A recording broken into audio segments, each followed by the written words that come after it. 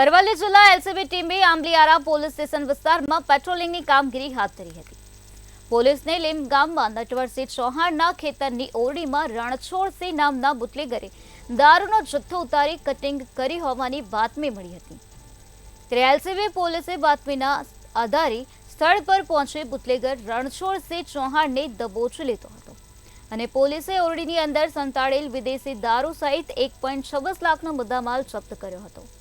બુટલેગરની પૂછપરછ કરતા દારૂનો જથ્થો ઠાલવવામાં બે પોલીસ કર્મીની ભૂંડી ભૂમિકા બહાર આવી છે। બે પોલીસ કર્મી સહિત 5 સામે ગુનો નોંધીને કાયદેસરની કાર્યવાહી હાથ ધરવામાં આવી છે।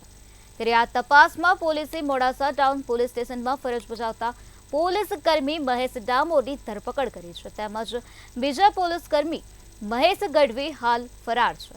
મહેશ ગઢવી હાલ સસ્પેન્ડન્ટ છે, તે ભાવનગર હેડક્વાર્ટરમાં ફરજમાં છે।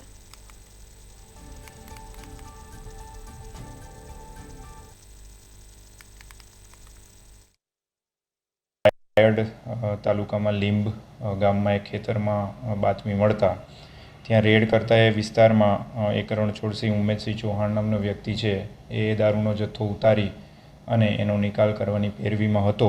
ત્યારે એમને એલસીબીની ટીમે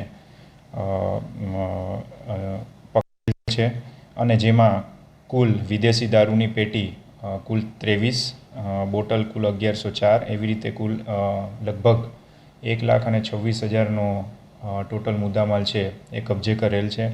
આમાં જે આરોપીઓ છે એને જે માણસ પકડાયો હતો રણછોડસિંહ ચૌહાણ, એમને વધારે પૂછપરછ કરતા બે પોલીસ કર્મીઓના નામ પણ સામે આવ્યા છે, જેમાં એક છે મહેશ ડામોર કે જે મોડાસા ટાઉનમાં ફરજ બજાવે છે અને બીજો છે મહેશ ગઢવી કે જે હાલ સસ્પેન્ડેડ છે।